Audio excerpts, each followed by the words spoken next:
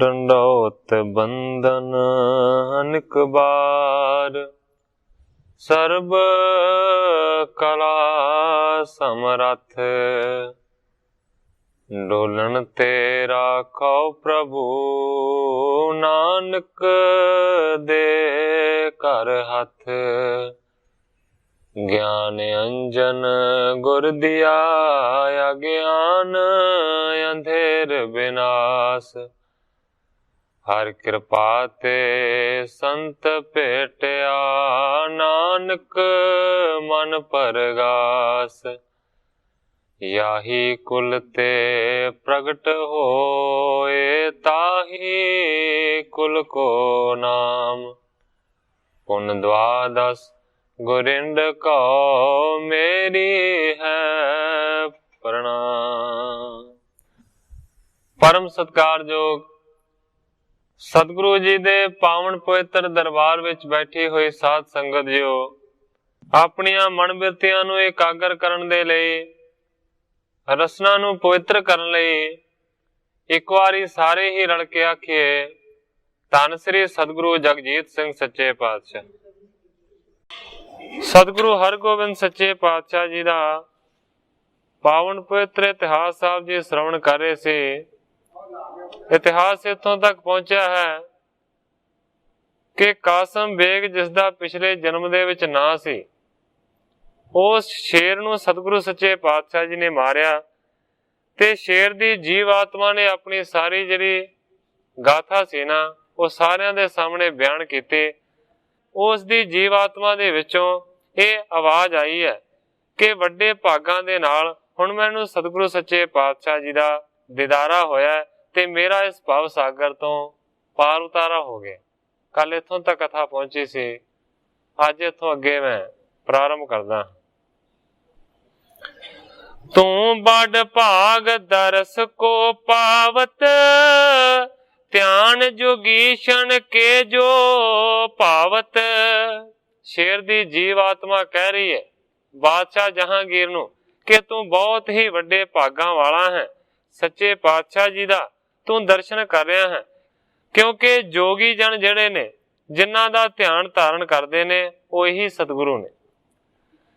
Him कह सुरग बिखे चल गयो, सुनत शाह मन में बिस्मयो।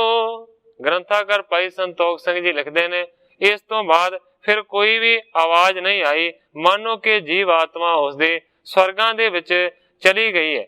और इस गल नूं देख के ते सुन के बादशाह बहुत ज्यादा हैरान होया। रूप आकार न देखत पयो, जन तर बोलत हिम सुन लयो। क्योंकि कोई भी रूप कोई भी आकार दिखाई नहीं दिता, पर फिर भी आवाज आई। इस तरह लगता सी कि जिवें उस रुख दे विचों ही आवाज आ रही होवे, जिवें रुख ही बोलदा होवे। सतगुर की महिमा बड़ जानी, बली बीर अत कीरत ठानी।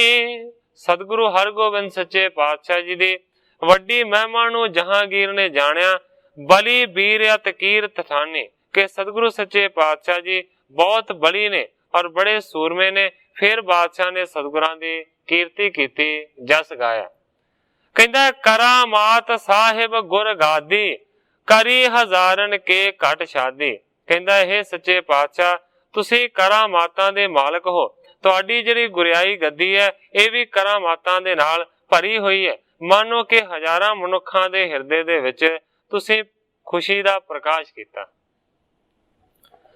बड़े बहादुर गुर बल पारी, गेरियो शेर सिपर मुख मारी। जहांगीर कहंदा कि तुसी वड्डे बहादुर हो, भारी गुरु हो, जिन्हां ने मानो कि ढाल जोर दे नाल शेर दे मारी कि शेर डिग पिया। जथा ढील तिम आयद तारी, कोई न समसर होए तुम्हारी। कहंदा है कि जिस तरह तुहाडी ढील डौल वड्डी है, जिस तरह तुहाडा शरीर वड्डा है, इसे तरह मानो कि वड्डे तुसी शस्त्रधारी भी हो। कोई न समसर होए तुम्हारी, तुहाडी बराबरी होर कोई कर ही नहीं सकता। हजरत हरखत ले गोर तीर, सने सने हट गमने तीर। कवि जी लिखते ने कि बादशाह नूं खुशी दे नाल सतगुरु सच्चे पातशाह जी ने नाम लिया है, ते फिर सतगुरु सच्चे पातशाह जी उस दे नाल बचन बिलास करते हुए पिछे नूं मुड़े। रूप बिलोकत सुजस बखानत, गुर बोलत सुन पुन सन्मानत। सतगुरु सच्चे पातशाह जी दे रूप दा दर्शन करदा है, सतगुरां दे जस नूं बयान करदा है।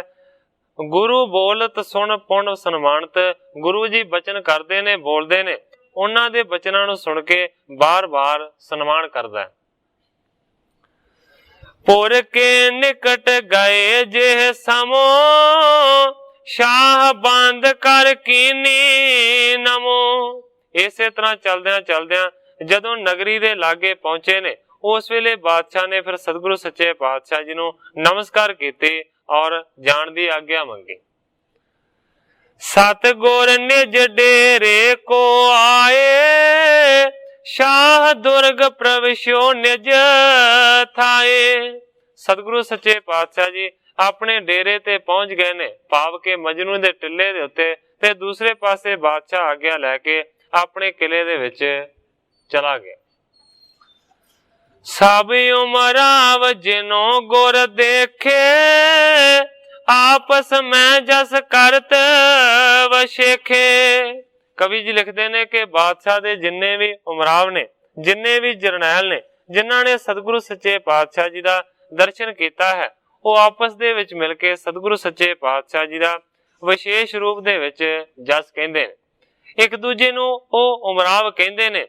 बली बहादुर वीर बिलंद, उत्तर केहरी करियो निकंद। कहंदे ने कि वड्डे बहादुर ने गुरु, जिन्हां ने मानो के घोड़े दी सवारी नूं छड्ड के थल्ले उतर के वड्डे केहरी नूं, वड्डे शेर नूं मार दिता। कर बहादुरी शाह दिखाई, कीरत आप बदन ते गाई। एक दूजे नूं कहंदे ने कि बहुत वड्डी बहादुरी करके, बड़ा वड्डा कारनामा करके गुरु ने बादशाह नूं दिखाया है।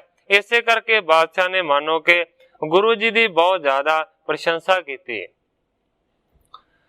खान पान कर खिलकत सारी, सुपत जथा सुख निशा गुजारी। ग्रंथाकार भाई संतोख सिंह जी लिखते ने, इन्ने चिर नूं रात पै गई ते मानो के सारे दे सारे खा पी के आराम दे नाल सौ गए और रात नूं इसे तरीके दे नाल बतीत कीता। इस जगह दे उत्ते कवि जी अपने अध्याय की समाप्ति करके नवे अध्याय दा प्रारंभ करते हैं। बीत गई सो जामनी, कीने सोच शनान, वस्त्र शस्त्र गुर पहर कर, बैठे लाए दीवान। रात बतीत होई, पहर रात रहिंदे दे नाल सतगुरु सच्चे पातशाह जी ने इशनान पानी कीता है। सोहणिया कपड़ियां नूं ते सोहणे शस्त्रां नूं सतगुरां ने धारण कीता ते फिर एक बहुत वड्डी दिन दे चढ़ा दे नाल सभा लाई। हानन पंचानन को कानन, को आनन पन को सुन कानन। सतगुरु सच्चे पातशाह जी दी वड्डी सभा सजी हुई है। किस तरीके दे नाल सतगुरु सच्चे पातशाह जी ने जंगल दे विच जाके शेर नूं मारिया। कोई गल कह रहा सी ते कोई गल नूं सुन रहा सी। सोदे हित आए सिखपुर बासी, देखत दर्शन बैठे पासी। क्योंकि सारे शहर दे विच एक खबर फैल गई सी कि कल शिकार दे विच वड्डे शेर नूं सतगुरां ने मारिया। खबर नूं सुन के कवि जी लिखते ने कि सारे नगरी दे वासी उत्थे दर्शन करन दे वास्ते पहुंचे सन। बूझत पेपर सांग जिम पायो, के हर बली आप हथ दयो। किस तरीके दे नाल वड्डे शेर नूं मार दिता गया, उस बारे सिखां ने सतगुरु सच्चे पातशाह जी नूं पुछया। सुख शरीर सारे पर रहियो, नख को घात नहीं कित लहियो। सारे सिख सेवक पुछदे ने कि सच्चे पातशाह तुहाडा शरीर ते बिल्कुल घावां तो रहत दिसदा है, नख को घात नहीं कित लयो, मानो कि नौंदरा तक दा तुहाडे शरीर दे उत्ते कोई घात नहीं है, तुहाडा शरीर बिल्कुल ठीक है। टिग मसांद ने सकल सुनाई, जंबक सम सुखैन लिया काई। सतगुरु जी कुछ नहीं बोले, लागे जरा मसंद बैठा होया सी, उसने कहना शुरू किया, कहंदा कि जंबक सम सुखैन लिया काई। कहंदा कि सतगुरु सच्चे पातशाह जी ने मानो कि गिद्दड़ दे वांग बड़े सौखे तरीके दे नाल शेर नूं मार लिया। इतने में वजीर खां आयो, हाथ जोड़ कर शीस निवायो। इन्ने चुनू वजीर खां सतगुरां दे कोल चल के आया है, हाथ जोड़ के आन के नमस्कार कीते। बैठियो निकट सुजा सबहो कहियो, शाह आप टिग आवन चाहियो। बैठ के सतगुरां दे कोल वजीर खां ने सतगुरां दे जस नूं बयान कीता और कहंदा है सच्चे पातशाह बादशाह आप तुहाडा आण के इत्थे दर्शन करना चाहुंदा है। सिर सत गुर डेरे बिच रहो, नहीं आवगने हसा चहो। कहंदा कि बादशाह ने आख्या कि सतगुरां नूं आखो वो अपने डेरे ते बैठ के ही विश्राम करन, मैं आप उत्थे आण के उन्हां दा दर्शन करांगा। तिम कह मोको पठियो अगारी, पायो प्रसन्न हेर बल भारी। वजीर खां कहंदा सच्चे पातशाह इस तरह दा संदेशा देण दे वास्ते मैनू ने अगे घल्लिया है, तुहाडे मानो के बल नूं देख के वो बहुत ही ज्यादा प्रसन्न होए। बैठ रहो कह गुरु समीप, उत पात्यार तुरक अवनीप। ग्रंथाकार भाई संतोख सिंह जी लिखते ने इस तरह की गल कह के सतगुरां दे लागे वजीर खां बह गया ते दूसरे पासे जिहड़ा तुरकां दा राजा जहांगीर है ना उसने आउण दी तैयारी की। चल मजनू के आए स्थान, गुर करवाए सफर्श महान। क्योंकि सतगुरां ने मजनू दे टिल्ले नां दी जगह दे उत्ते अपना डेरा लाया है, उस पासे नूं रवाना होया जहांगीर ते उस दे आउण तो पहला कवि जी लिखते ने कि सतगुरु सच्चे पातशाह जी ने बड़ी चंगी बिछाई करवा ली। कर डसावन बड़ मसनंद, तार पाछे उपतान बिलंद। सतगुरु हरगोबिंद सच्चे पातशाह जी ते रोज दी तरह इसे तरह बादशाही ठाड़ दे नाल तख्त दे उत्ते बैठदे सन, पर अज जहांगीर ने मिलण दे वास्ते आउणा है, इस करके मानो कि अपने वर्गा ही जिहड़ा उच्चा आसन सी ओदा भी लवा दिता गया। तर पाछे उपतान बिलंद, एक बहुत वड्डा सिराणा ढोल आउण दे वास्ते उस तख्त दे उत्ते रखिया गया।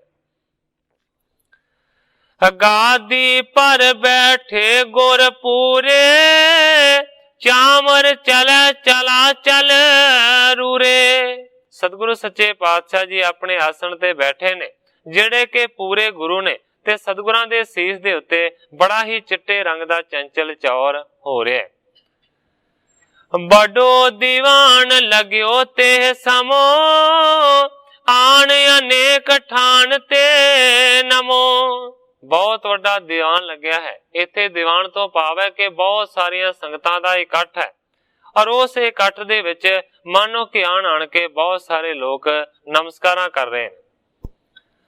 जहांगीर जब बैठे हेरे, है ते उतर आए तब नेरे। जहांगीर घोड़े दी सवारी करके उत्थे पहुंचया, दूरों ही सतगुरु सच्चे पातशाह जी दा दरबार सजा देखिया ते फिर घोड़े तो थले उतरे। कारी अभिवंदन बैठ्यो पास, कह अखेर के बाक बिलास। आन के सतगुरु सच्चे पातशाह जी दे चरण कमलों दे उत्ते नमस्कार कीती ਤੇ ਫਿਰ ਆਪਣੇ ਆਸਣ ਦੇ ਉੱਤੇ ਬੈਠ ਕੇ ਕੱਲ ਜਿਹੜਾ ਸ਼ਿਕਾਰ ਕੀਤਾ ਸੀ ਨਾ ਉਸ ਦੇ ਬਾਰੇ ਗੱਲਾਂ ਬਾਤਾਂ ਕਰਨ ਲੱਗਾ। ਕਿ ਹਰ ਬਲੀ ਆਪਨੇ ਮਾਰਾ, ਪੁਣ ਬਿਰਤਾਂਤ ਤਿਨੇ ਆਪਣਾ ਉਚਾਰਾ। ਜਹਾਂਗੀਰ ਕਹਿੰਦਾ ਹੈ ਕਿ हे ਸੱਚੇ ਪਾਤਸ਼ਾਹ, ਕੱਲ ਤੁਸੀਂ ਬਹੁਤ ਵੱਡੇ ਸ਼ੇਰ ਨੂੰ ਮਾਰਿਆ। ਇਸ ਤੋਂ ਵੀ ਜ਼ਿਆਦਾ ਇਹ ਗੱਲ ਹੋਈ ਕਿ ਉਸ ਦੀ ਜੀਵ ਆਤਮਾ ਨੇ ਫਿਰ ਆਪਣੇ ਪਿਛਲੇ ਜਨਮ ਦੇ ਬਿਰਤਾਂਤ ਨੂੰ ਆਖਿਆ। ਸਾਹਿਬ ਕਰਾ ਮਾਤ ਗੁਰ ਗਾਦੀ, ਸਿੱਖਣ ਦਿਓ ਗਿਆਨ ਆਹੇ ਲਾਦੀ। ਕਹਿੰਦਾ ਹੈ ਕਿ ਤੁਸੀਂ ਸੱਚੇ ਪਾਤਸ਼ਾਹ ਸਾਹਿਬ ਹੋ, ਕਰਾਮਾਤਾਂ ਦੇ ਮਾਲਕ ਹੋ, ਔਰ ਸਿੱਖਾਂ ਨੂੰ ਤੁਸੀਂ ਬਹੁਤ ਹੀ ਜ਼ਿਆਦਾ ਆਨੰਦ ਦਿੰਦੇ ਹੋ। ਸ੍ਰੀ ਹਰਿ ਗੋਬਿੰਦ ਸੁਣਤ ਉਚਾਰਾ, ਅੰਤ ਸਮੇਂ ਜਿਸ ਜਸ ਮਨ ਧਾਰਾ। ਸਤਿਗੁਰੂ ਹਰਗੋਬਿੰਦ ਸੱਚੇ ਪਾਤਸ਼ਾਹ ਜੀ ਕਹਿੰਦੇ ਨੇ, हे ਬਾਦਸ਼ਾਹ, ਅੰਤ ਦੇ ਵੇਲੇ ਮਨੁੱਖ ਜਿਸ ਪਾਸੇ ਨੂੰ ਆਪਣਾ ਧਿਆਨ ਧਾਰਨ ਕਰਦਾ ਹੈ ਉਸੇ ਤਰ੍ਹਾਂ ਦੀ ਉਸ ਨੂੰ ਅਗਲੀ ਜੂਨ ਪ੍ਰਾਪਤ ਹੁੰਦੀ ਹੈ। ਪਾਏ ਜੂਨ ਤਸ ਕਰਮ ਅਧੀਨ, ਭੋਗਤ ਦੁਖ ਸੁਖ ਕੋ ਜਿਮ ਕੀਨ। ਸਤਿਗੁਰੂ ਸੱਚੇ ਪਾਤਸ਼ਾਹ ਜੀ ਕਹਿੰਦੇ ਨੇ ਕਿ ਵੈਸੀ ਜੂਨ ਨੂੰ ਪਾ ਕੇ ਫਿਰ ਕਰਮਾਂ ਦੇ ਅਧੀਨ ਉਹ ਦੁੱਖਾਂ ਨੂੰ ਜਾਂ ਸੁੱਖਾਂ ਨੂੰ ਭੋਗਦਾ ਹੈ। ਕਹਿਣ ਤੋਂ ਭਾਵ ਇਹ ਹੈ ਕਿ ਮਰਨ ਦੇ ਵੇਲੇ ਜਿਸ ਤਰ੍ਹਾਂ ਮਨ ਦੇ ਵਿੱਚ ਖਿਆਲ ਪੈਦਾ ਹੁੰਦਾ ਹੈ ਉਸ ਦੇ ਅਨੁਸਾਰ ਉਸ ਨੂੰ ਜੂਨ ਮਿਲਦੀ ਹੈ। ਇਸੇ ਹੀ ਗ੍ਰੰਥ ਦੇ ਵਿੱਚ ਸਤਿਗੁਰੂ ਨਾਨਕ ਦੇਵ ਸੱਚੇ ਪਾਤਸ਼ਾਹ ਜੀ ਦੇ ਇਤਿਹਾਸ ਦੇ ਵਿੱਚ ਇਸੇ ਤਰ੍ਹਾਂ ਦਾ ਵਾਕਿਆ ਆਇਆ ਸੀ। ਸਤਿਗੁਰੂ ਸੱਚੇ ਪਾਤਸ਼ਾਹ ਜੀ ਇੱਕ ਵਾਰ ਸਤਿਗੁਰੂ ਨਾਨਕ ਦੇਵ ਸੱਚੇ ਪਾਤਸ਼ਾਹ ਜੀ ਲਾਹੌਰ ਦੀ ਨਗਰੀ ਦੇ ਵਿੱਚ ਪਹੁੰਚੇ। ਲਾਹੌਰ ਦੇ ਵਿੱਚ ਦੁਨੀ ਚੰਦ ਨਾਂ ਦਾ ਇੱਕ ਆਦਮੀ ਰਹਿੰਦਾ ਸੀ। ਜਿਸ ਦਿਨ ਸਤਿਗੁਰੂ ਸੱਚੇ ਪਾਤਸ਼ਾਹ ਜੀ ਲਾਹੌਰ ਪਹੁੰਚੇ ਤੇ ਦੁਨੀ ਚੰਦ ਨੇ ਬਹੁਤ ਵੱਡਾ ਸ਼ਰਾਧ ਕੀਤਾ ਆਪਣੇ ਪਿਤਾ ਦੀ ਯਾਦ ਦੇ ਵਿੱਚ। ਸਤਿਗੁਰੂ ਸੱਚੇ ਪਾਤਸ਼ਾਹ ਜੀ ਨੂੰ ਵੀ ਬੁਲਾਇਆ ਗਿਆ। ਸੱਚੇ ਪਾਤਸ਼ਾਹ ਜੀ ਦੁਨੀ ਚੰਦ ਦੇ ਘਰ ਪਹੁੰਚੇ। ਬਹੁਤ ਸਾਰੇ ਪਕਵਾਨ ਉਸਨੇ ਤਿਆਰ ਕੀਤੇ ਸਨ, ਖੀਰ ਆਦਿਕ, ਪੂੜੇ ਆਦਿਕ, ਕੜਾਹ ਪ੍ਰਸ਼ਾਦ, ਬਹੁਤ ਕੁਝ ਬਣਾਇਆ।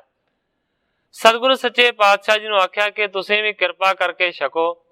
ਸਤਿਗੁਰੂ ਸੱਚੇ ਪਾਤਸ਼ਾਹ ਜੀ ਕਹਿੰਦੇ ਨੇ, हे ਦੁਨੀ ਚੰਦ, ਇਹ ਸਾਰਾ ਕੁਝ ਕਿਉਂ ਤਿਆਰ ਕੀਤਾ ਹੈ? ਕਹਿਣ ਲੱਗਾ, ਸੱਚੇ ਪਾਤਸ਼ਾਹ, ਮੇਰੇ ਪਿਤਾ ਦੀ ਬਰਸੀ ਹੈ। ਕਹਿਣ ਤੋਂ ਭਾਵ ਹੈ ਕਿ ਅੱਜ ਦੇ ਦਿਨ ਮੇਰੇ ਪਿਤਾ ਜੀ ਚੜ੍ਹਾਈ ਕੀਤੇ ਸਨ, ਉਹਨਾਂ ਦੇ ਨਿਮਿਤ ਮੈਂ ਸ਼ਰਾਧ ਕੀਤਾ ਹੈ।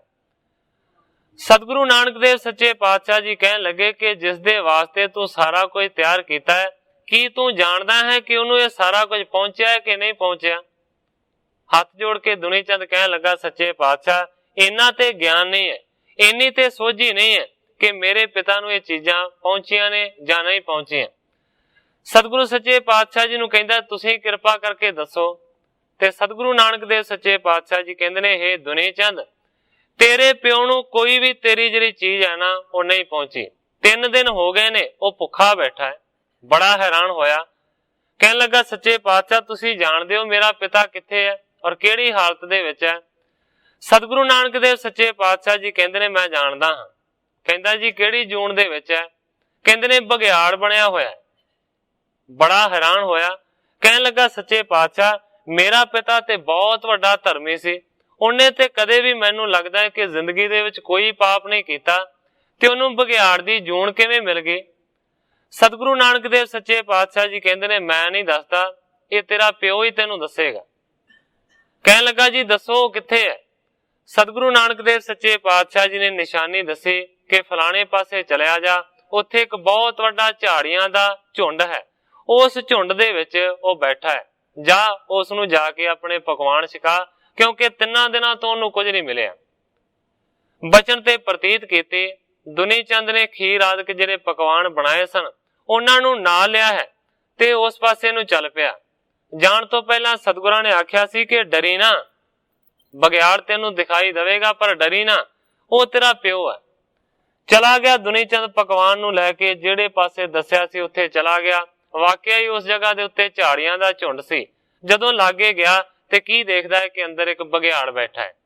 ਪਹਿਲਾਂ ਤੇ ਡਰਿਆ, ਫਿਰ ਸਤਿਗੁਰਾਂ ਦੇ ਬਚਨਾਂ ਨੂੰ ਯਾਦ ਕੀਤਾ ਕਿ ਸਤਿਗੁਰਾਂ ਨੇ ਆਖਿਆ ਮੇਰਾ ਪਿਓ ਹੈ।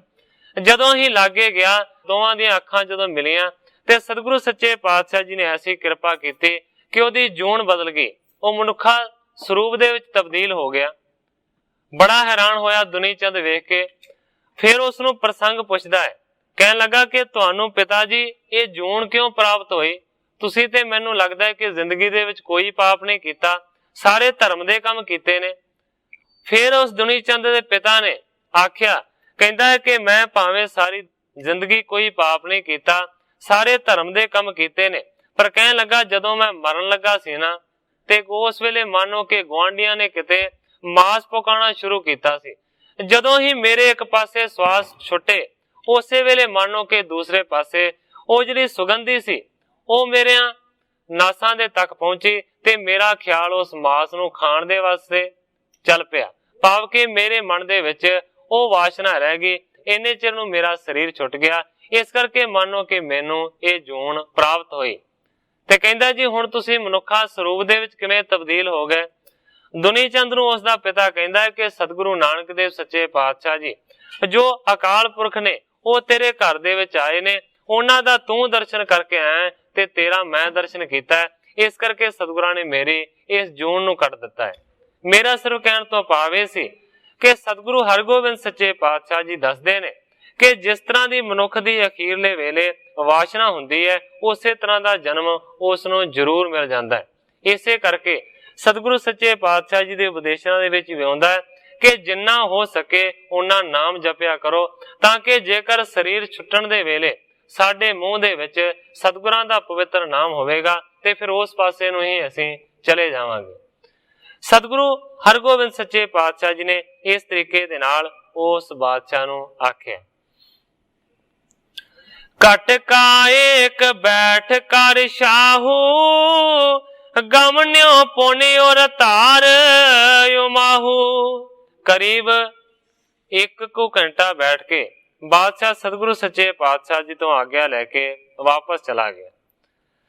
ਇਸ ਪ੍ਰਕਾਰ ਬੀਤੇ ਦਿਨ ਕੇਤੇ, ਸਤਿਗੁਰ ਨਿਜਣ ਸੁਖ ਕੋ ਦੇਤੇ। ਗ੍ਰੰਥਾਕਾਰ ਭਾਈ ਸੰਤੋਖ ਸਿੰਘ ਜੀ ਲਿਖਦੇ ਨੇ, ਇਸੇ ਤਰ੍ਹਾਂ ਕਾਫੀ ਸਾਰੇ ਦਿਨ ਬਤੀਤ ਹੋ ਗਏ। ਸਤਿਗੁਰੂ ਹਰਗੋਬਿੰਦ ਸੱਚੇ ਪਾਤਸ਼ਾਹ ਜੀ ਮਾਨੋ ਕਿ ਆਪਣੇ ਸਿੱਖਾਂ ਨੂੰ ਕਾਫੀ ਦਿਨਾਂ ਤੱਕ ਇਸੇ ਤਰੀਕੇ ਦਾ ਸੁਖ ਦਿੰਦੇ ਰਹੇ।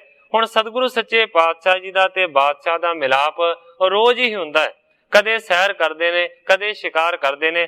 ਕਿਸ ਤਰੀਕੇ ਦੇ ਨਾਲ ਸਮਾਂ ਬਤੀਤ ਹੋਇਆ ਉਸ ਨੂੰ ਕਵੀ ਕਰਤਾਰ ਸਿੰਘ ਜੀ ਕਲਾਸ ਵਾਲੇ ਨੇ ਇੰਜ ਬਿਆਨ ਕੀਤਾ, ਬਾਦਸ਼ਾਹ ਤੇ ਸਤਿਗੁਰੂ ਚੜ ਇਕੱਠੇ, ਫਿਰ ਜੰਗਲੀ ਸੈਰ ਸ਼ਿਕਾਰ ਕਰਦੇ, ਬੇੜੀ ਵਿੱਚ ਬਹਿ ਕੇ ਕਦੇ ਜਮਨਾ ਦਾ ਰੰਗ ਵੇਖਦੇ, ਜੀਆਂ ਉਧਾਰ ਕਰਦੇ, ਕਦੇ ਤੀਰ ਬੰਦੂਕ ਦੀ ਖੇਡ ਖੇਡਣ, ਕਦੇ ਜ਼ਾਹਿਰ ਕਰਤੱਬ ਤਲਵਾਰ ਕਰਦੇ, ਸ਼ੇਰ ਚਿੱਤਰੇ ਪਾੜੇ ਤੇ ਹਰਨ ਰੋਜ਼ਾਂ, ਉੱਠਣ ਦੇਂਦੇ ਨਾ ਜਿਸ ਤੇ ਵਾਰ ਕਰਦੇ, ਵੇਖ ਵੇਖ ਅਸਵਾਰੀ ਹਥਿਆਰ ਕਰਤਬ, ਸਣੇ ਸ਼ਾਹ ਅਮੀਰ ਵਿਚਾਰ ਕਰਦੇ, ਗੁਰੂ ਲਾਸਾਨੀ ਯੋਧਾ ਵੀਰ ਬਾਂਕਾ, ਸੱਚੇ ਦਿਲੋਂ ਤਾਰੀਫ ਹਜ਼ਾਰ ਕਰਦੇ,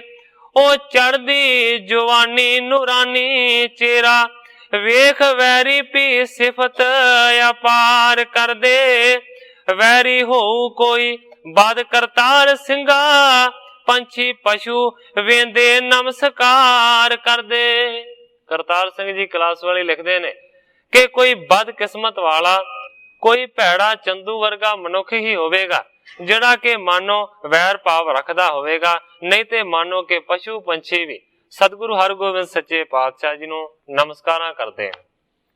ਪੁਰ ਤੇ ਸਿੱਖ ਸੰਗਤ ਚੱਲ ਆਵੇ, ਭਾਏ ਬਿਲੋਚਣ ਕੋ ਫਲ ਪਾਵੇ। ਗ੍ਰੰਥਾਕਾਰ ਭਾਈ ਸੰਤੋਖ ਸਿੰਘ ਜੀ ਲਿਖਦੇ ਨੇ ਕਿ ਦਿੱਲੀ ਨਗਰ ਦੇ ਵਿੱਚੋਂ ਬਹੁਤ ਸਾਰੀ ਸੰਗਤ ਚੱਲ ਕੇ ਆਉਂਦੀ ਹੈ, ਸਤਿਗੁਰਾਂ ਦਾ ਆਣ ਕੇ ਦਰਸ਼ਨ ਕਰਦੀ ਹੈ। ਮਾਨੋ ਕਿ ਸਤਿਗੁਰਾਂ ਦਾ ਦਰਸ਼ਨ ਕਰਨ ਦੇ ਨਾਲ ਜਿਹੜੀਆਂ ਅੱਖਾਂ ਨੇ ਨਾ ਉਹ ਪਵਿੱਤਰ ਹੋ ਜਾਂਦੀਆਂ ਨੇ। ਚੰਦ ਬਦਨ ਕੋ ਦਰਸ਼ਨ ਕਰ ਕਰ, ਬੈਠਤ ਨਿਕਟ ਆਨੰਦ ਔਰ ਭਰ ਕਰ। ਸਤਿਗੁਰਾਂ ਦੇ ਚਿਹਰੇ ਦਾ ਦਰਸ਼ਨ ਕਰ ਕਰਕੇ, ਆਨੰਦ ਨੂੰ ਧਾਰਨ ਕਰਕੇ ਸੰਗਤਾਂ ਸਤਿਗੁਰਾਂ ਦੇ ਕੋਲ ਬੈਠਦੀਆਂ ਨੇ। कमल पाखरी आंख बिसाले, तीखण कोर बाण अनी आले। सतगुरां दे जिहड़े नेत्र ने ਉਹ मानो कि कमल दियां पंखड़ियां वर्गे ने और तीखण कोर बाण अनियाले। नेत्रां दे कोने मानो के बाण वर्गे तिखी चुंझ वाले। अनक अकोरन को अर पावे, दर्शन करे कामना पावे। संगतां अनेकां प्रकार दियां भेटां सतगुरां दे चरणां दे विच अर्पण करदियां ने और मानो के दर्शन करके कामनावां नूं पूर्ण करदियां ने। इस प्रकार सिखी बिसतारी, करन प्यान शाह पा त्यारी। कवि जी लिखते ने कि इस तरीके दे नाल सतगुरु सच्चे पातशाह जी ने अपनी सिक्खी दा बहुत ज्यादा विस्तार किया। दूसरे पासे कवि जी लिखते ने कि बादशाह ने दिल्ली तो आगरे दे वल जाण दी तैयारी की। पाठियो वजीर खान को तबे, कर बंधन पर संग कह सबे। सतगुरु सच्चे पातशाह जी नूं नाल लिजाउण दी चाह करदा है बादशाह जहांगीर। इस करके सतगुरां नूं खबर देण दे वास्ते उसने वजीर खान नूं घल्लिया। वजीर खान ने आण के सतगुरु सच्चे पातशाह जी नूं सारी वार्ता दसी। कहंदा है हजरत चही करन असवारी, कहियो आप सो कीजै तैयारी। कहंदा है कि बादशाह चाहुंदा है आगरे जाना। इस करके सच्चे पातशाह वो कहंदा है कि सतगुरु सच्चे पातशाह जी भी मेरे नाल जाण। इस करके उन्हें आख्या कि गुरु जी नूं संदेशा दिओ कि जाण दी तैयारी करन। नगर आगरे चल कर थिरे, केतक दिन बिलास तह करें। कहंदा है कि बादशाह ने आख्या है कि आपां दोवें जाके आगरे दे विच निवास करांगे, थोड़े दिन उत्थे रह के बिलास करांगे, आनंद माणांगे। करो आप पी सैल कनेरे, शाह चाहत है मेल बडेरे।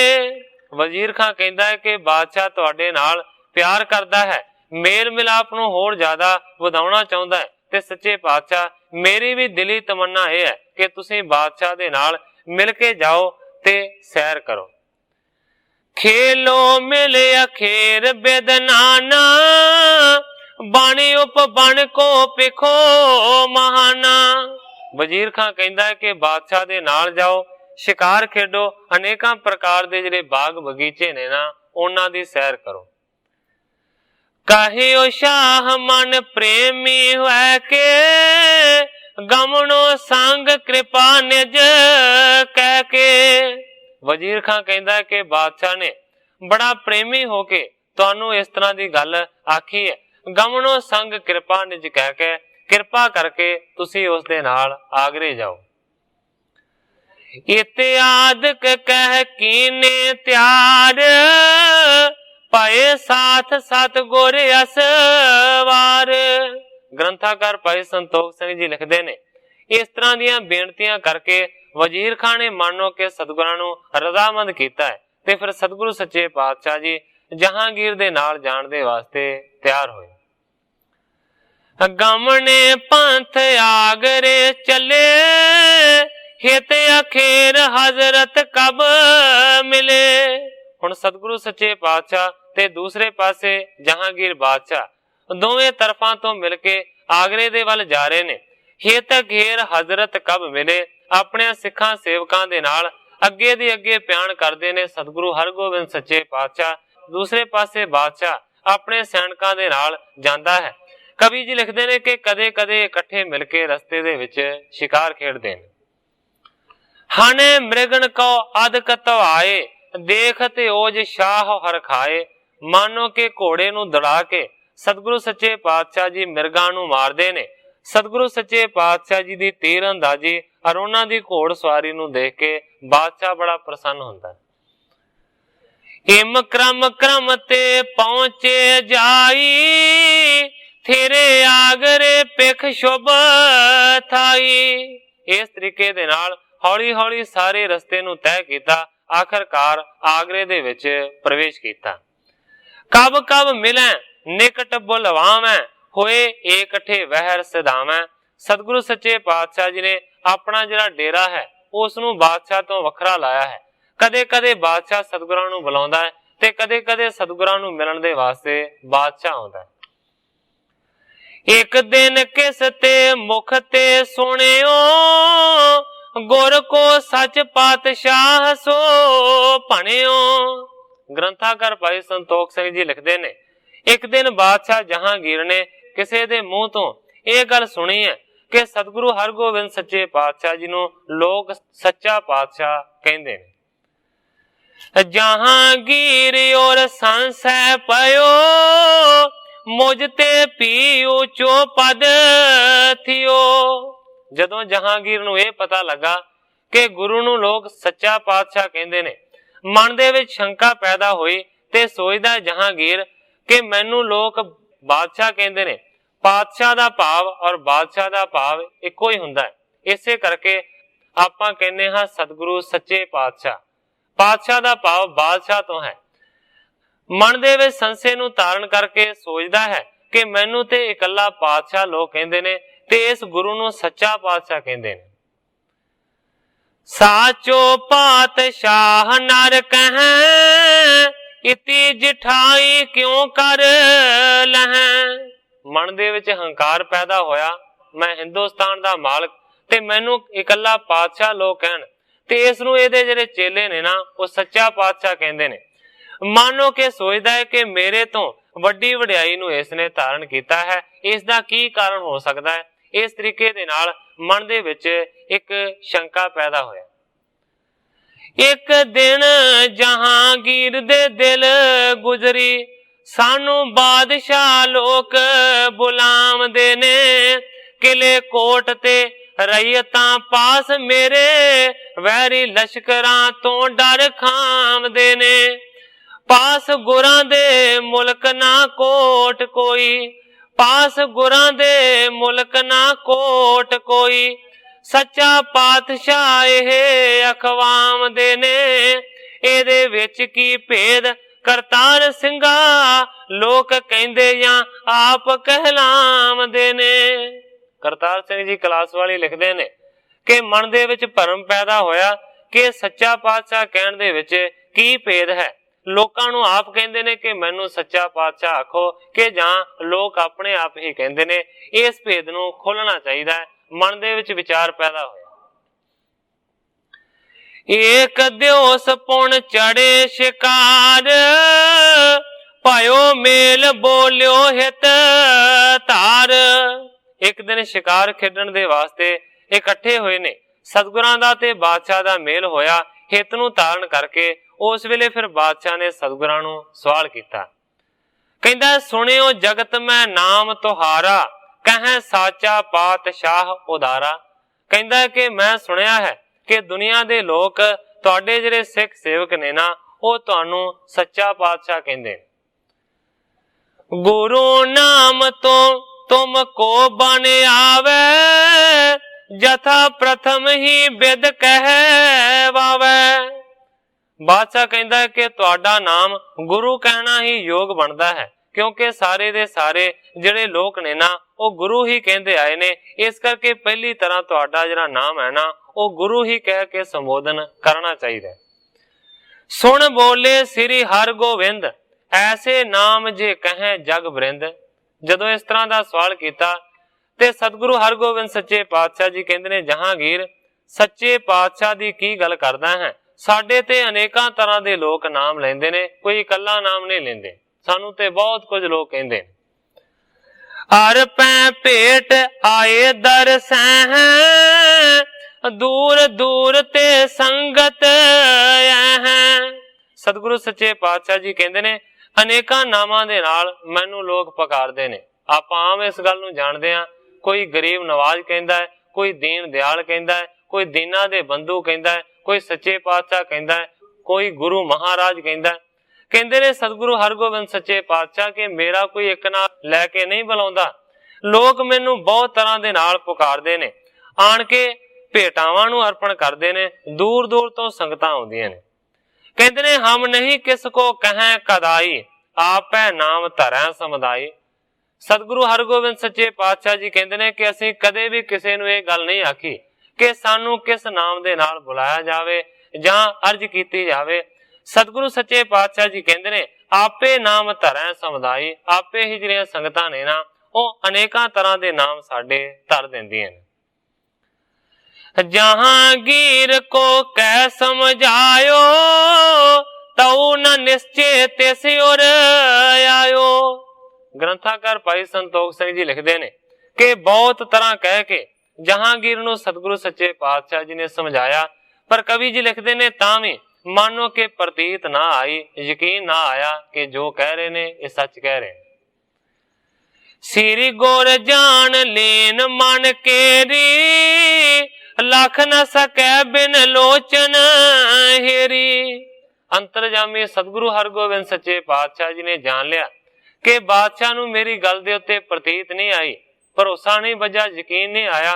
इस करके सतगुरु जी विचारदे ने कि जिन्ना चिर अपनी अखां दे नाल इस गल नूं वेख नहीं लैंदा उन्ना चिर इहनूं विश्वास नहीं आउणा। बेपन शिकार खेल कर आए धन तर कश कट खड़ग सुहाए। बादशाह दे नाल मिल के शिकार खेडिया ते जंगल दे विच फिर फिरा के फिर वापस डेरे पहुंचे। संगत अदक आगरे नगर हित गुर दर्शन आए सगर। मानो के संगत सारी ही आगरे दी सतगुरु सच्चे पातशाह जी का दर्शन करने वास्ते सतगुरां दे कोल पहुंचे। उत्तम अनक कोरन ल्याए पंचामृत करके समुदाए।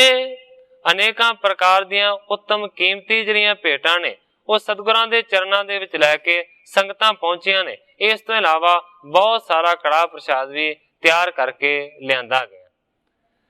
मनो कामना जिम करे आवे दर्शन करे गुरु के पावे। संगतां जिस तरह दियां मनोकामना अपने मन दे विच लैके आउंदियां ने उसे तरह दियां मनोकामना सतगुरां दा दर्शन करके मिलदियां ने। सुंदर ढील बिलंद सुशीला मुख मंडल जन चंद छबीला। सतगुरु सच्चे पातशाह जी दी शरीरक सुंदरता दे बारे कवि जी लिखते ने कि वड्डा शरीर है, बड़े सुशील ने, बड़े सुंदर ने। जिहड़ा सतगुरां दा मुख मंडल है वो मानो के चंद्रमा दे समान है। पूजा प्रलंबत आयुत छाती दिपत दसन जन हीरन पांती। सतगुरु सच्चे पातशाह जी दियां जिहड़ियां बाहां ने वो बड़ियां मजबूत ते लंमियां ने। सतगुरां दी छाती बहुत ज्यादा चौड़ी है। इस तो इलावा सतगुरां दे जिहड़े दंद ने ना इस तरह प्रतीत हुंदे ने जिवें हीरियां दी पंक्ति लगी होवे। कृपा भरे अरबिंद बिलोचन पिखे कटाखन बंधन मोचन। सतगुरां दे नेत्र मानो के कृपा दे भरे हुए ने और सतगुरु सच्चे पातशाह जी जिस पासे भी देखते ने मानो के मेहर दी नजर पा के ही लोकां दे बंधनां नूं कट दिंदे ने।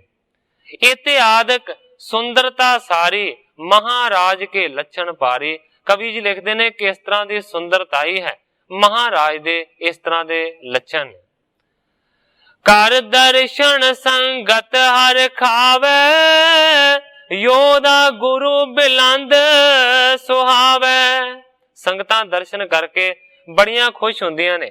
सारे कहंदे ने कि वड्डे योधे ने और बिलंद वड्डे गुरु ने।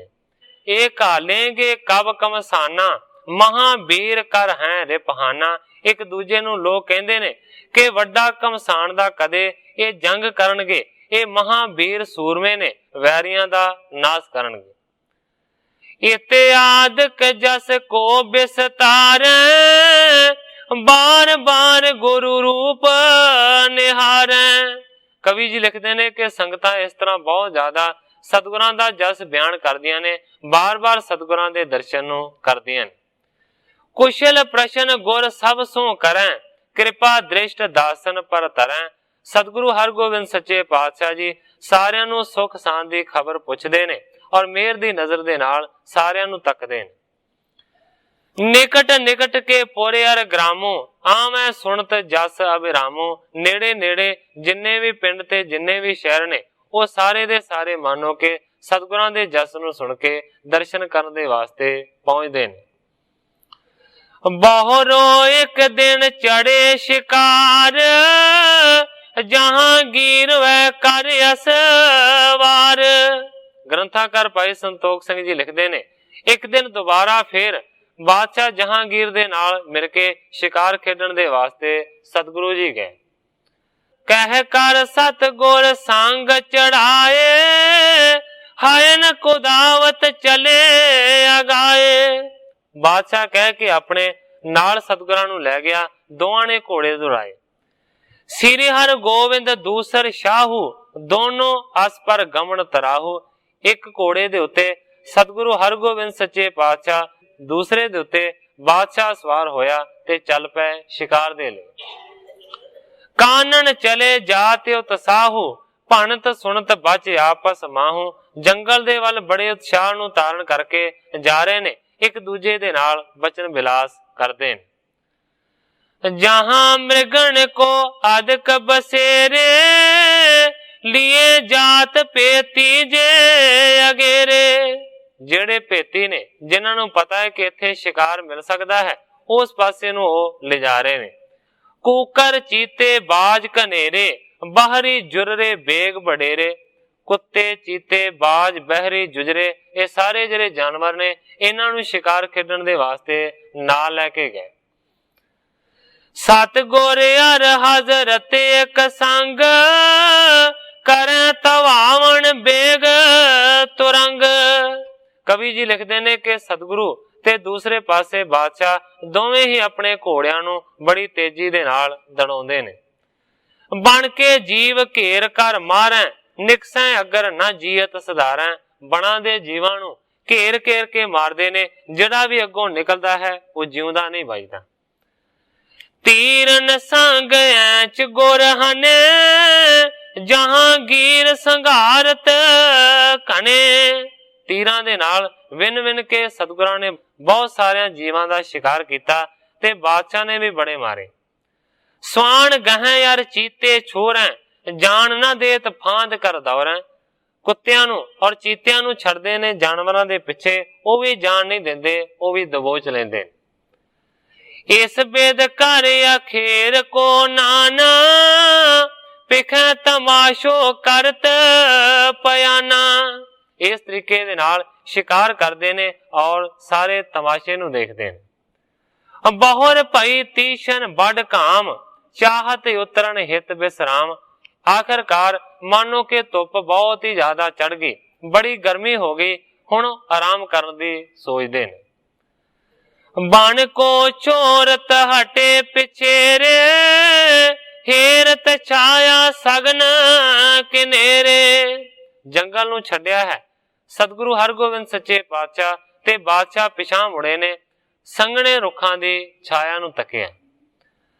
ਦੇਖ ਸਥਾਨ ਰੁਚਰ ਤਰ ਤਰੇ, ਉਤਰਿਓ ਸ਼ਾਹ ਖੇਦ ਪਰ ਹਰੇ। ਇੱਕ ਚੰਗੇ ਰੁੱਖ ਦੀ ਸੰਘਣੀ ਛਾਇਆ ਨੂੰ ਦੇਖ ਕੇ ਬਾਦਸ਼ਾਹ ਆਰਾਮ ਕਰਨ ਦੇ ਵਾਸਤੇ ਉਸ ਰੁੱਖ ਦੇ ਥੱਲੇ ਬਹਿ ਗਿਆ। ਤਿਸਤੇ ਕਿਤਕ ਦੂਰ ਗੁਰ ਥੇਰੇ, ਤਾਰੇ ਤਰੋਵਰ ਕੇ ਸੁਖ ਕਰੇ।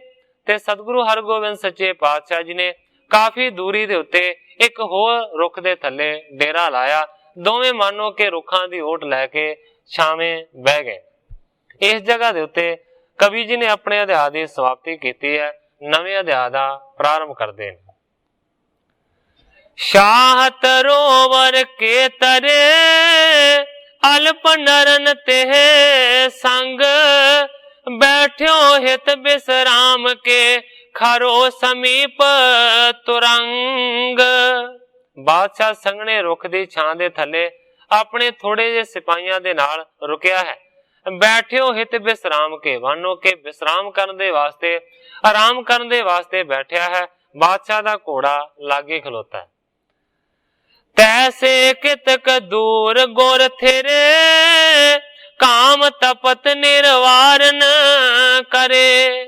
ਉਸੇ ਹੀ ਤਰੀਕੇ ਦੇ ਨਾਲ ਕਵੀ ਜੀ ਲਿਖਦੇ ਨੇ ਕਿ ਕਾਫੀ ਦੂਰੀ ਦੇ ਉੱਤੇ ਸਤਿਗੁਰੂ ਹਰਗੋਬਿੰਦ ਸੱਚੇ ਪਾਤਸ਼ਾਹ ਜੀ ਵੀ ਇੱਕ ਰੁੱਖ ਦੇ ਥੱਲੇ ਗਰਮੀ ਨੂੰ ਬਿਤਾਉਣ ਦੇ ਵਾਸਤੇ ਬੈਠੇ ਨੇ। ਸਤਿਗੁਰਾਂ ਦਾ ਘੋੜਾ ਵੀ ਉਹਨਾਂ ਦੇ ਲਾਗੇ ਹੈ ਔਰ ਸਤਿਗੁਰਾਂ ਦੇ ਸਿੱਖ ਵੀ ਉਹਨਾਂ ਦੇ ਨਾਲ ਨੇ। ਤਹਿ ਇੱਕ ਕਾਹੀ ਚੱਲ ਕਰ ਆਇਓ, ਘਾਸ ਖੁਰਚ ਬੇਹਿਤ ਲਲਚਾਇਓ। ਤੇ ਸਤਿਗੁਰੂ ਹਰਗੋਬਿੰਦ ਸੱਚੇ ਪਾਤਸ਼ਾਹ ਜੀ ਨੇ ਮਾਨੋ ਕਿ ਇੱਕ ਐਸੀ ਵਿਧੀ ਨੂੰ ਬਣਾ ਦਿੱਤਾ। ਉਸੇ ਵੇਲੇ ਇੱਕ ਘਾਹ ਖੋਤਣ ਵਾਲਾ ਗਰੀਬੜਾ ਜਿਹਾ ਸਿੱਖ ਘਾਹ ਖੋਦਦਾ ਖੋਦਦਾ ਉੱਥੇ ਪਹੁੰਚੇ। ਆਵਤ ਸੁਣਿਓ ਗੁਰੂ ਇਤ ਆਏ, ਹਿਤ ਸ਼ਿਕਾਰ ਕੇ ਅਗਰ ਸਿਧਾਏ।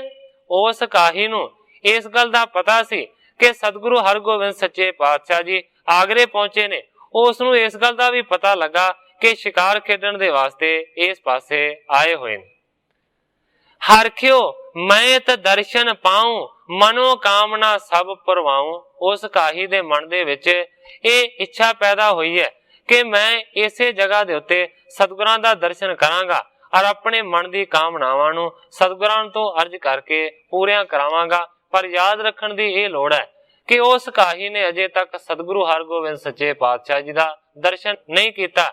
ਪਹਿਲੀ ਵਾਰੀ ਉਸਨੇ ਦਰਸ਼ਨ ਕਰਨਾ ਸੀ, ਇਸ ਕਰਕੇ ਸਤਿਗੁਰਾਂ ਦੇ ਸਰੂਪ ਦੀ ਉਸਨੂੰ ਕੋਈ ਨਿਹਾਰੀ ਨਹੀਂ ਸੀ, ਕੋਈ ਜਾਣਕਾਰੀ ਨਹੀਂ ਸੀ। ਹਾਥ ਜੋਰ ਮੈਂ ਅਰਜ਼ ਗੁਜ਼ਾਰੋ, ਮਨ ਤਨ ਕੇ ਦੁੱਖ ਸਭ ਨਿਰਵਾਰੋ। ਉਸ ਕਾਹੀ ਨੇ ਸੋਚਿਆ ਕਿ ਹੱਥ ਜੋੜ ਕੇ ਮੈਂ ਸਤਿਗੁਰਾਂ ਦੇ ਚਰਨਾਂ ਦੇ ਵਿੱਚ ਬੇਨਤੀ ਕਰਾਂਗਾ, ਆਪਣੇ ਮਨ ਦੇ ਔਰ ਆਪਣੇ ਤਨ ਦੇ ਸਾਰੇ ਦੁੱਖਾਂ ਨੂੰ ਕਹਿ ਕੇ ਸਤਿਗੁਰਾਂ ਤੋਂ ਦੂਰ ਕਰਵਾ ਲਵਾਂਗਾ।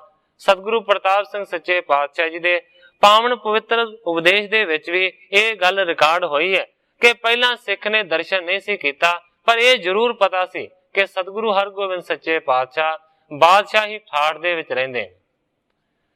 ਇਮ ਚੇਤਵਿਤ ਚੱਲ ਕਰ ਤਹਿ ਆਇਓ, ਜਹਾਂਗੀਰ ਜਹ ਥਿਰ ਸੁਖ ਪਾਇਓ। ਇਸ ਤਰ੍ਹਾਂ ਦੀ ਚਿਤਵਨਾ ਨੂੰ ਸੋਚਦਾ ਹੋਇਆ ਆਖਰਕਾਰ ਸਬਬ ਦੇ ਨਾਲ ਉਸ ਪਾਸੇ ਆ ਗਿਆ ਜਿੱਥੇ ਮਾਨੋ ਕਿ ਰੁੱਖ ਦੀ ਛਾਵੇਂ ਬਾਦਸ਼ਾਹ ਜਹਾਂਗੀਰ ਬੈਠਾ ਸੀ। ਬੂਝਣ ਲਗਿਓ ਸਾਚ ਪਤ ਸ਼ਾਹੂ, ਕਿਤੇ ਉਤਰਿਓ ਕਹੀਏ ਮੁਝ ਪਾਹੂ। ਕਾਫੀ ਦੂਰੀ ਦੇ ਉੱਤੇ ਬਾਦਸ਼ਾਹ ਆਰਾਮ ਕਰ ਰਿਹਾ ਸੀ। ਕਾਫੀ ਦੂਰੀ ਦੇ ਉੱਤੇ ਉਹਦੇ ਸੈਨਿਕ ਪਹਿਰਾ ਦੇ ਰਹੇ ਸਨ। ਇਸ ਤੋਂ ਇਲਾਵਾ ਕੁਝ ਜਿਹੜੇ ਸੈਨਿਕ ਨੇ ਨਾ ਉਹ ਬਾਦਸ਼ਾਹ ਦੇ ਬਿਲਕੁਲ ਨਾਲ ਸਨ। ਜਿਹੜੇ ਦੂਰ ਸੈਨਿਕ ਪਹਿਰਾ ਦੇ ਰਹੇ ਸਨ ਉਹਨਾਂ ਤੋਂ ਆਣ ਕੇ ਉਸ ਕਾਹੀ ਨੇ ਪੁੱਛਿਆ, ਕਹਿੰਦਾ ਹੈ ਕਿ ਸੱਚੇ ਪਾਤਸ਼ਾਹ ਕਿੱਥੇ ਨੇ, ਉਹਨਾਂ ਨੇ ਕਿੱਥੇ ਡੇਰਾ ਲਾਇਆ ਹੋਇਆ। ਇਸ ਤਰੀਕੇ ਦੇ ਨਾਲ ਮਾਨੋ ਕਿ ਕਾਹੀ ਨੇ ਆਣ ਕੇ ਸਵਾਲ ਕੀਤਾ। ਕਿਸ ਤਰ੍ਹਾਂ ਉਸ ਵੇਲੇ ਵਾਪਰਿਆ, ਇਸ ਨੂੰ ਕਰਤਾਰ ਸਿੰਘ ਜੀ ਕਲਾਸ ਵਾਲੀਏ ਆਪਣੀ ਕਲਮ ਦੇ ਨਾਲ ਇੱਕ ਸਰਲ ਕਵਿਤਾ ਦੇ ਵਿੱਚ ਇੰਜ ਬਿਆਨ ਕਰਦੇ ਨੇ। ਇੱਕ ਦਿਨ ਗਏ ਦੂਰ ਸ਼ਿਕਾਰ ਖੇਡਣ, ਹੋ ਗਈ ਸੀ ਬਹੁਤ ਦੁਪਹਿਰ ਪਾਈ। ਠੰਡਾ ਹੋ ਲੈ ਚੱਲਾਂਗੇ ਸ਼ਹਿਰ ਵੱਲੇ, ਰਸਤੇ ਵਿੱਚ ਗਏ ਕਿਤੇ ਠਹਿਰ ਪਾਈ। ਬਾਦਸ਼ਾਹ ਤੇ ਗੁਰਾਂ ਦੇ ਡੇਰੇ ਅੰਦਰ, ਕੁਝ ਵਿਥ ਹੈ ਸੀ ਚੰਦ ਪੈਰ ਪਾਈ। ਇੰਨੇ ਚਿਰ ਨੂੰ ਇੱਕ ਕਸਿਆਰਾ ਕੋਈ, ਵਿੱਚ ਮਸਤ ਪ੍ਰੇਮ ਦੀ ਲਹਿਰ ਪਾਈ। ਸੱਚਾ ਪਾਤਸ਼ਾਹ ਕਿੱਥੇ ਦੀਦਾਰ ਕਰਨਾ, ਸੱਚਾ ਪਾਤਸ਼ਾਹ ਕਿੱਥੇ ਦੀਦਾਰ ਕਰਨਾ। ਚੌਵਦਾਰਾਂ ਕਹਿਆ ਜ਼ਰਾ ਠਹਿਰ ਪਾਈ। ਅਗਾਂ ਭੱਜਾ ਆਉਂਦਾ ਕਰਤਾਰ ਸਿੰਘਾ, ਜਾਣੋ ਇਸ ਇਲਾਕੇ ਦਾ ਮਹਿਰ ਪਾਈ। ਬੜੀ ਕਾਹਲੀ ਦੇ ਨਾਲ ਉਹ ਭੱਜਾ ਆਉਂਦਾ ਸੀ, ਮਾਨੋ ਕਿ ਇਸ ਇਲਾਕੇ ਦਾ ਬੜਾ ਜਾਣੂ ਸੀ। ਉਸਨੇ ਆਣ ਕੇ ਸਵਾਲ ਕੀਤਾ ਕਿ ਸੱਚੇ ਪਾਤਸ਼ਾਹ ਕਿੱਥੇ ਉਤਰੇ ਨੇ, ਮੈਂ ਉਹਨਾਂ ਦਾ ਦਰਸ਼ਨ ਕਰਨਾ। ਸ਼ਾਹ ਨਰਨ ਕੁਛ ਸਮਝਿਓ ਨਾਹੀਂ, ਜਾਣਿਓ ਹਜ਼ਰਤ ਹਿਰਨ ਚਾਹੀ। ਉਹਨਾਂ ਨੇ ਰੋਕਿਆ। ਬਾਦਸ਼ਾਹ ਦੇ ਆਦਮੀਆਂ ਨੂੰ ਕੁਝ ਸਮਝ ਨਾ ਆਈ ਕਿਉਂਕਿ ਉਹਨੇ ਸੱਚਾ ਪਾਤਸ਼ਾਹ ਆਖਿਆ। ਜੇਕਰ ਇਕੱਲਾ ਪਾਤਸ਼ਾਹ ਕਹਿੰਦਾ ਤੇ ਬਿਲਕੁਲ ਜਹਾਂਗੀਰ ਮਰੂਮ ਹੁੰਦਾ ਸੀ। ਜੋ ਉਸਨੇ ਸੱਚਾ ਪਾਤਸ਼ਾਹ ਆਖਿਆ, ਇਸ ਕਰਕੇ ਉਹਨਾਂ ਨੂੰ ਪੂਰੀ ਤਰ੍ਹਾਂ ਸਮਝ ਨਾ ਆਈ। ਜਾਣਿਓ ਹਜ਼ਰਤ ਹਿਰਨ ਚਾਹੀ, ਉਹਨਾਂ ਨੇ ਆਖਿਆ ਕਿ ਅਣਜਾਣ ਆਦਮੀ ਹੈ, ਗਰੀਬ ਹੈ, ਇਹਨੇ ਸੱਚੇ ਪਾਤਸ਼ਾਹ ਕਹਿ ਦਿੱਤਾ। ਮਾਨੋ ਕਿ ਪਾਤਸ਼ਾਹ ਤੋਂ ਮੁਰਾਦ ਹੈ, ਇਹ ਬਾਦਸ਼ਾਹ ਨੂੰ ਮਿਲਣਾ ਚਾਹੁੰਦਾ ਹੈ, ਇਸ ਕਰਕੇ ਉਹਨਾਂ ਨੇ ਦੱਸ ਦਿੱਤਾ। ਦਿਓ ਬਤਾਏ ਅਮਕ ਤਰ ਤਰੇ, छाया संगन बिखै तह थेरे। दस दिता उन्होंने कि ओ सामने देख, थोड़ी दूरी दे उत्ते बादशाह आराम कर रहा है रुख दी छावे। इम ही बूझत पहुंचो जाए, जहांगीर बैठो जिस थाए। उन्हां तो पुछ के काही फिर लागे चला गया है। बरजन वारो नर जह खरो, तिस टिक जाए बूझ वो करे। हुण बादशाह दे थोड़ी दूरी दे उत्ते होर भी सैनिक खड़े सन। उन्हां ने रोक दिता जदों काली दे नाल अगे वधिया। बैठो जह साचो पातशाहू, पेट चढ़ावन चाहत पाहू। जदों लागले सैनिकां ने रोकिया ते कहंदा कि मैं सच्चे पातशाह जी दा लागे जाके दर्शन करना है, मैं उन्हां दे चरणां दे विच भेटा रखनी है, इस तो इलावा अर्ज बेनती भी करनी है। शाह सम्मुख देख तेम कहियो, आवण देहो कहां इन लहियो। ਜਿਹੜੀਆਂ ਗੱਲਾਂ ਉਹਨੇ ਸੈਨਿਕਾਂ ਨੂੰ ਆਖੀਆਂ ਨੇ ਉਹ ਬਾਦਸ਼ਾਹ ਨੇ ਵੀ ਸੁਣਨੀਆਂ, ਕਿਉਂਕਿ ਦੂਰੀ ਦੇ ਉੱਤੇ ਨਹੀਂ ਸੀ, ਉਹਨਾਂ ਤੋਂ ਲਾਗੇ ਸੀ। ਉੱਥੋਂ ਹੀ ਬਾਦਸ਼ਾਹ ਨੇ ਹੁਕਮ ਕੀਤਾ, ਕਹਿੰਦਾ ਆਉਣ ਦਿਓ, ਇਹਨੂੰ ਨਾ ਰੋਕੋ, ਆਉਣ ਦਿਓ ਉਸ ਨੂੰ ਅੱਗੇ, ਇਹ ਕੀ ਕਹਿਣਾ ਚਾਹੁੰਦਾ ਹੈ। ਕਿਨੋ ਨ ਬਰਜੋ ਰੁਖ ਕੋ ਹੇਰੇ, ਕਰ ਤਰ ਟਕਾ ਗਇਓ ਤਬ ਨੇਰੇ। ਜਦੋਂ ਬਾਦਸ਼ਾਹ ਨੇ ਹੁਕਮ ਕਰ ਦਿੱਤਾ ਕਿ ਆਉਣ ਦਿਓ, ਨਾ ਰੋਕੋ, ਤੇ ਫਿਰ ਕਿਸੇ ਨੇ ਕੀ ਰੋਕਣਾ ਸੀ। ਉਹਨੂੰ ਅੱਗੇ ਜਾਣ ਦਿੱਤਾ ਗਿਆ। ਇੱਕ ਟਕੇ ਨੂੰ ਹੱਥ ਦੇ ਵਿੱਚ ਧਰ ਕੇ ਉਹ ਲਾਗੇ ਗਿਆ। ਭੇਖ ਸਰੂਪ ਦੇਖ ਸੋ ਕਾਹੀ, ਆਦਿਕ ਆਨੰਦ ਧਾਰ ਔਰ ਮਾਹੀ। ਲਾਗੇ ਜਾ ਕੇ ਸਰੂਪ ਨੂੰ ਦੇਖਿਆ ਹੈ ਬਾਦਸ਼ਾਹ ਦੇ ਨੂੰ, ਬਹੁਤ ਹੀ ਜ਼ਿਆਦਾ ਆਨੰਦਿਤ ਹੋਇਆ, ਆਨੰਦ ਨੂੰ ਧਾਰਨ ਕਰਕੇ ਮੱਥਾ ਟੇਕਿਆ। आगे टका राख निज करते, बंधन करी नमर होए सिर ते। एक टके दी भेटा उसने रखी है चरणा दे विच, नमस्कार कीती है ते सिर नूं निवा के बह गया। हाथ जोर पुणे अर्ज गुजारी, साचो पातशाह गुर भारी।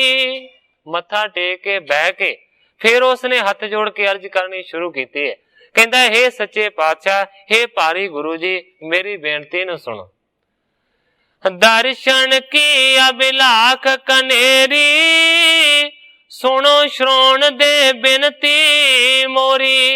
कहता कि तुहाडे दर्शनां दी बड़ी चाह सी, मैं अज तुहाडा दर्शन कीता है। सच्चे पातशाह ध्यान नूं दे के मेरी बेनती नूं सुनो। कहता दीन दुनी के मालक अहां, साचो पातशाह इम कहां। हे सच्चे पातशाह, तुसीं दीन ते दुनिया दे मालक हो, इसे करके सच्चे पातशाह सारे तुहानू सच्चा पातशाह कहंदे ने। दास गरीब जान कर मोही, बनो सहाय मृत जब होही। हुण काही नू नहीं पता कि सतगुरु हरगोबिंद सच्चे पातशाह नहीं हन, ਉਹ ਬਾਦਸ਼ਾਹ ਨੂੰ ਹੀ ਸੱਚੇ ਪਾਤਸ਼ਾਹ ਸਮਝ ਕੇ ਅਰਜ਼ਾਂ ਕਰਦਾ ਹੈ। ਕਹਿੰਦਾ ਹੈ ਕਿ ਗਰੀਬ ਦਾਸ ਜਾਣ ਕੇ ਮੇਰੇ ਤੇ ਕਿਰਪਾ ਕਰਨਾ, हे ਸੱਚੇ ਪਾਤਸ਼ਾਹ, ਜਦੋਂ ਮੇਰੀ ਮੌਤ ਹੋਵੇ ਤੇ ਤੁਸੀਂ ਮੇਰੇ ਸਹਾਇਕ ਬਣੋ। ਅਪਰ ਕਾਮਨਾ ਕੋਈ ਨਾ ਨਾਥ, ਜਮ ਤੇ ਰਾਖੋ ਦੇ ਕਰ ਹਾਥ। ਕਾਹੀ ਨੇ ਅਰਜ਼ ਕੀਤੀ ਹੈ ਕਿ हे ਸੱਚੇ ਪਾਤਸ਼ਾਹ, ਮੇਰੇ ਮਨ ਦੀ ਹੋਰ ਕੋਈ ਵੀ ਕਾਮਨਾ ਨਹੀਂ ਹੈ, होर कोई भी इच्छा नहीं है। हे गरीब नवाज, कृपा करके जम ते राखो देकर हाथ, जमा तो हथ दे के मैनू बचा के रखना। इस तरीके दे नाल उस वेले काही ने आण के अर्ज कीती है। इस नूं भी कवि करतार सिंह जी ने बयान कीता है। बादशाह दी पई जां नजर उधर, कहंदा मूल ना करे अटकाय अगे। छप छप ओ बादशाह वल गया, टका हथ दे विच उठाए अगे।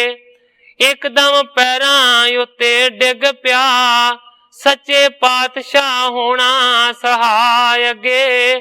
जन्म मरण दी कटनी फाही मेरी, लैना जमा तो अंत बचाए अगे। अग दोज़खां दी विच ना सड़ा मैं, सिख समझ के लैना छुड़ाए अगे। सच्चे पातशाह तुसी करतार सिंगा, बख्शो भराना दुख मैं जाए अगे।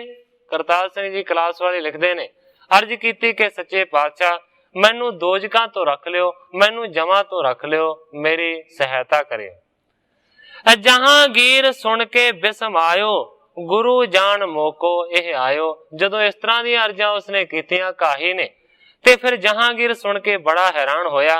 मन दे विच सोचा बादशाह जहांगीर ने कि गुरु समझ के ये जरा गुरु दा सिख है ना, ये मेरे कोल आ गए। मोह में कहां शकत है ऐसे, रक्षा करो पलत में जैसे। बादशाह जहांगीर अपने मन दे विच ही सोचदा है कि दुनिया दे सुख ते मैं दे सकदा हां, पर मेरे विच इन्नी शक्ति किथे कि मैं परलोक दे विच इस गरीब सिख दी रखिया करां। दुनिया में कर बेसमरथ, नहीं दीन कुछ हमरे हथ। बादशाह अपने मन दे नाल ही विचारां करदा है कि दुनिया दे विच मैं हर कुछ करन दे विच समर्थ हां, हर कुछ कर सकदा हां। नहीं दीन कुछ हमरे हथ, पर परलोक दे विच मेरे हथ वास्ते कुछ भी नहीं है। श्री हर गोविंद मुझको जाना, या ते इस विद बाक बखाना। सोचदा है अपने मन दे अंदर बादशाह, सतगुरु हरगोबिंद इसने मैनू जानिया है, समझिया है, इसे करके ये मेरे कोल आ गया है, इसे करके इसने इस तरह की अर्ज कीती है। दीन दुनी जो करे सहाय, सच पातशाह तिस बन आए। हुण यकीन हो गया कि जिहड़ा दीन दुनिया दे विच सहायता कर सकदा है, दरअसल ओही सच्चा पातशाह कहाउण दा हकदार है। ये ते भुलेखे दे नाल मेरे कोल पहुंच गया है। दरअसल बादशाह ने सोचा है ये ते गुरु दा सिख है। सो साध संगत जी, समय दी समाप्ति है। कल नूं ग्रंथाकार भाई संतोख सिंह जी जिस तरीके दे नाल इस अगली कथा नूं अगे बयान करनगे, मैं उसे तरह साध संगत दे सन्मुख अर्ज करांगा। अगे जो सतगुरु सच्चे पातशाह जी की रजा होगी उसे तरह वरतेगी। अज इन्नियां ही अर्जा करदा होया मैं इत्थे ही कथा नूं विश्राम दे के सारी साध संगत तो खिमा दा याचना। हे अच्युत हे पार ब्रह्म अविनाशी अगनास, हे पूरन हे सर्ब मैं दुख पंजन गुणतास। हे संगी हे निरंकार, हे निर्गुण सब टेक। हे गोबिंद हे गुण निदान, जाकै सदा विवेक। हे अपरंपर हर हरे, है पी होवन हार। हे संतह कै सदा संग, निधारा आधार। हे ठाकुर हो दास रो, मैं निर्गुण गुण नहीं कोय। नानक दीजै नाम दान, राखो ही है परोय। याही कुल ते प्रगट होय, ताही कुल को नाम। पुन द्वादश गुरिंड को मेरी है प्रणाम।